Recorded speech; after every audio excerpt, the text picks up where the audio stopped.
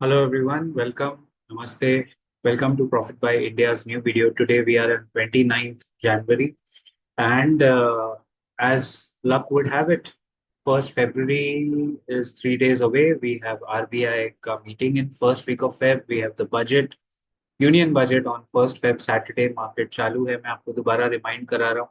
And tonight rather, Indian time, 12 o'clock, Jerome Powell or Jeremy Powell, whichever way you want to pronounce his name, he will be presenting US Fed का uh, meeting का discussions.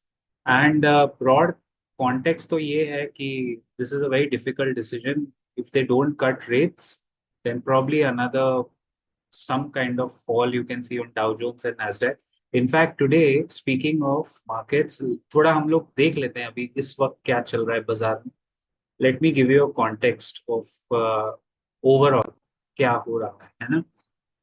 So very quickly here, as I make this video tonight, India time, Dow Jones अगर आप देख रहे हो तो it's flat, more or less flat to positive.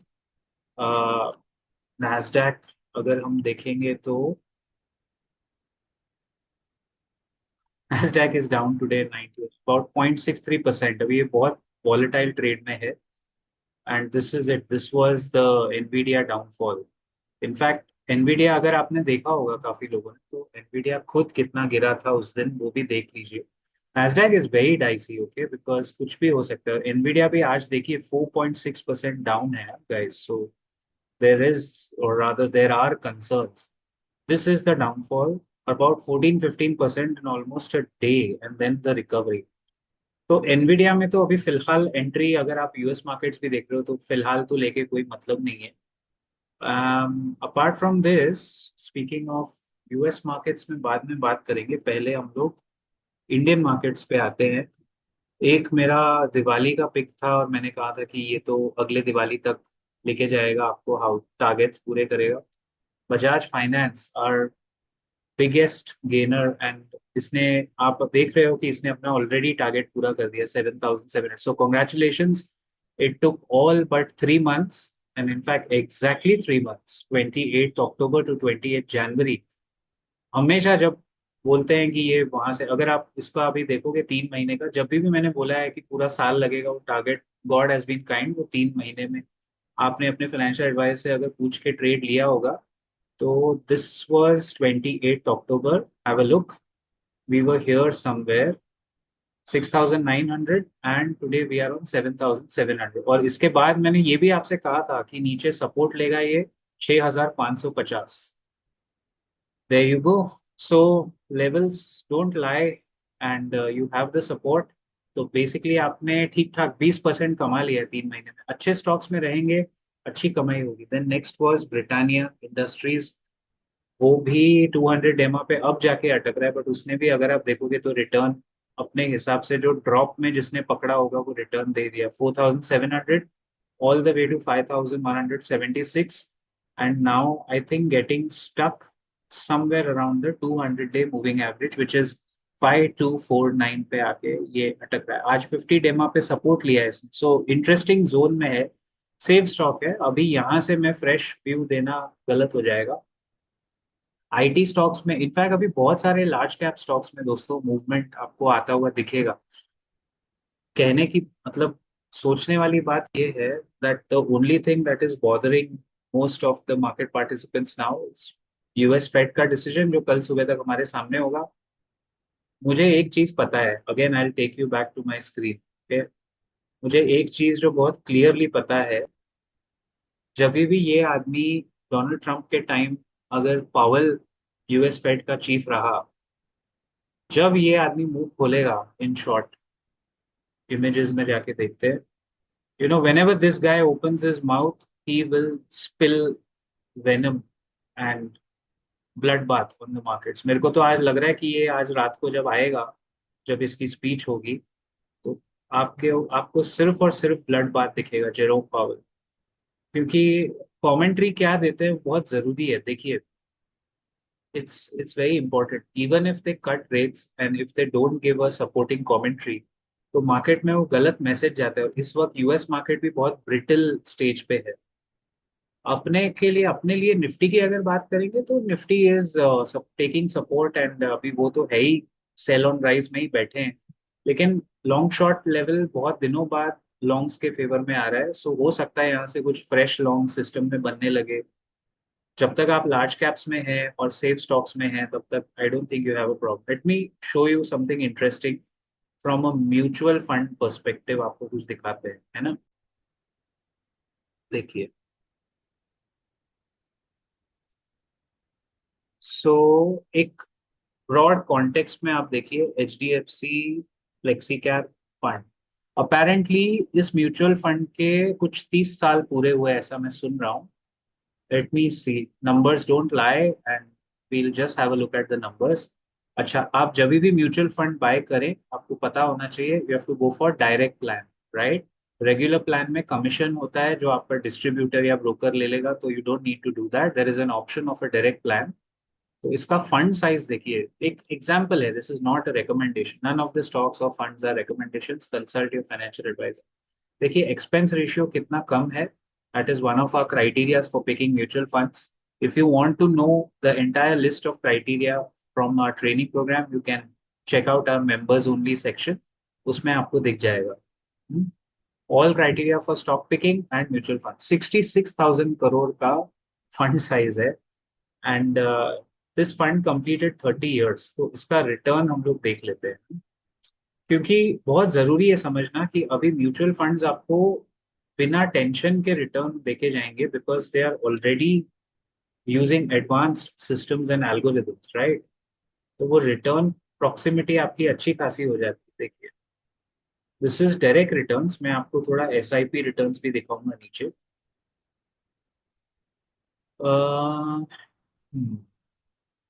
This is S I P return. हमेशा जब आप म्यूचुअल फंड रिटर्न्स देखें तो कोशिश करके एस आई पी रिटर्न्स देखिए।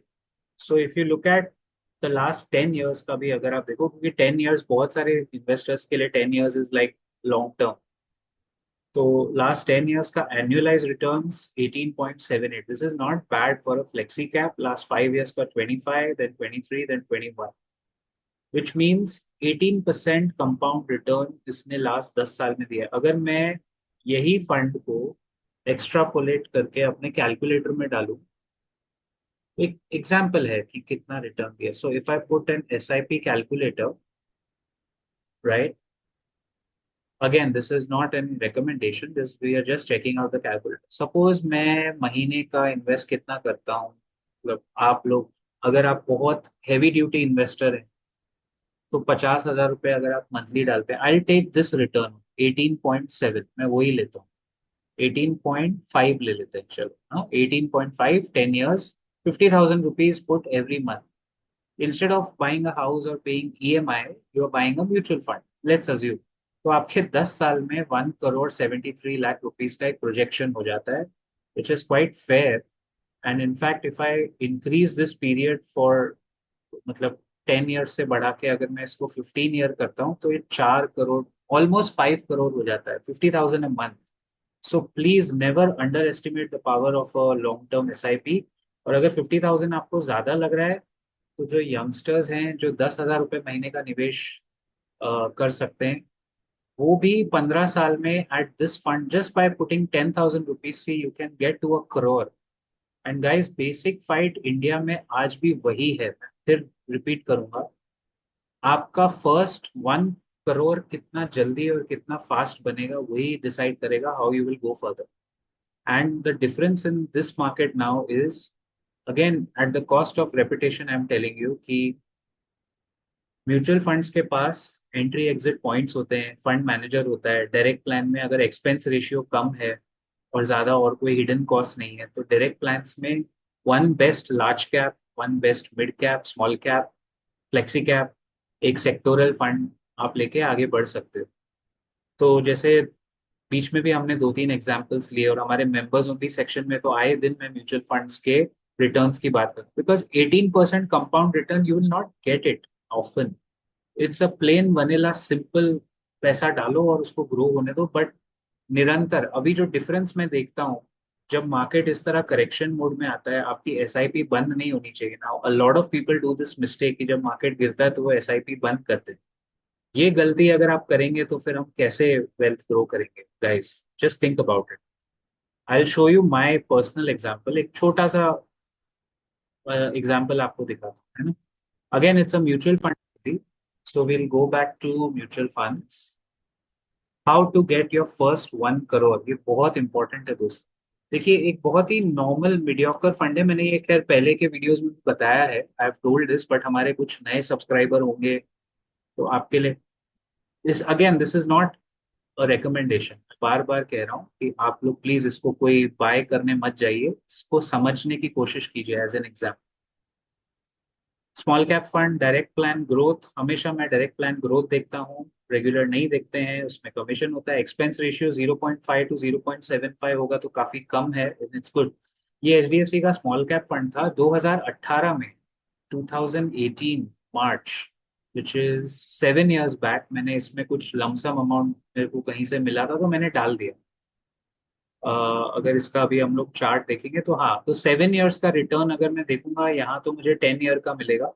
एसआईपी नहीं था, वो लमसम था, तो अभी मैं लमसम रिटर्न देखूंगा, है ना?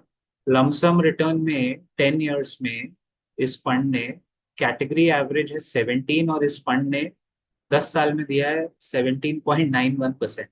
बट ये फन फैक्ट आपको बताऊं, जब मैंने इसमें निवेश किया था 2018 में, ये 2020 के कोविड के क्रैश में, और मैंने तो लमसम डाला था वन टाइम, तो 2020 कोविड क्रैश में ये फंड आधा हो गया था, हाफ हाफ हो गया था। बट अभी अगर आप इसका एनुअलाइज रिटर्न देखो तो it will be around 21%। 21% from a very normal mediocre, एक बेसिक म्यूचुअल फंड का 20% return. And when you look at SIP, तो एसआईपी ये देखिए, ये एग्जैक्टली ये 20.6% returns compounded annualized। You don't get these kind of returns यार, mutual funds इसीलिए हमें स्पेशल लगता है। और गोइंग फर्दर आपके जनरेशन में या आने वाले 10-15 साल में डायरेक्ट स्टॉक्स में क्या होता है कि अंडरस्टैंड, कंपनी आज है, कल पता नहीं क्या होगा। एशियन पेंट्स जैसी कंपनी जो एक जमाने में हम लोग बहुत उसकी इज्जत करते थे, वो भी साइकिल के साथ हमें भी उस पे काउंट कॉन्ट्रा कॉल लेना पड़ा, हमें भी बताना पड़ा कि ये company, nobody is invincible in this market. But mutual funds are always there because उसमें by logic multiple pool in करके फंड्स आते हैं ना, और उसमें एक फंड मैनेजर रेगुलरली बैठा है उसको मॉनिटर करके, उसको असेस करने के लिए, आपके लिए।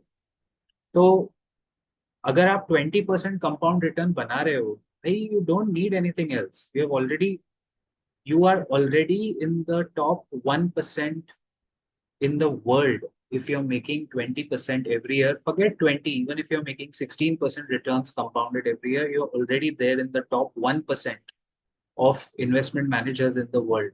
बड़े बड़े hedge funds भी 10-12% से ज्यादा मैनेज नहीं कर पाते। So think about it, and इस तरह आपको, मेरे ख्याल से ये बहुत अच्छा टाइम है अपना पोर्टफोलियो को अलाइन करने का, getting connected with the right fund manager और your registered financial advisor, choosing the right mutual fund, and most importantly, last but not the least, sticking with it। जैसे मैं इस फंड में 7 साल रुक गया, मैंने एक हैवी अमाउंट डाल के छोड़ दिया, मैंने एवरेज भी नहीं किया, एसआईपी भी नहीं किया, एक कहीं से पैसे आए थे तो फंड में डाल के रख दिए। उस दौरान वो 50% डाउन गया, म्यूचुअल फंड 50% डाउन गया था, कोविड का टाइम था ना। बट मैंने, I had faith in the category, और वो स्मॉल कैप फंड था तो वो कैटेगरी भी आउट परफॉर्म करके निकल गई। Today on my point two point basis, मेरा जो अमाउंट, एक्स अमाउंट था, वो आज 4x हो गया, 4 times, 4 times returns in a very normal mutual fund in 7 years। So it's possible. Passive investing जो होती है ना, वो बहुत कमाल की चीज होती है दोस्तों। पैसिव इन्वेस्टिंग में ना टेंशन है, ना आपकी हेल्थ खराब होगी, ना आपको रोज बाजार देखना है, जापान में निक्के क्या हो रहा है, यूएस डॉलर रुपी क्या हो रहा है, वर्ल्ड मार्केट्स क्या बोल रहे हैं, कोई किचकिच नहीं है। पैसा आपका ग्रो करता रहता है। एक अच्छा आपको एडवाइजर चाहिए, एक अच्छा फंड मैनेजर चाहिए, और कुछ नहीं चाहिए। I will see you in the next video very soon, till then keep profiting. जय हिंद, जय महाराष्ट्र।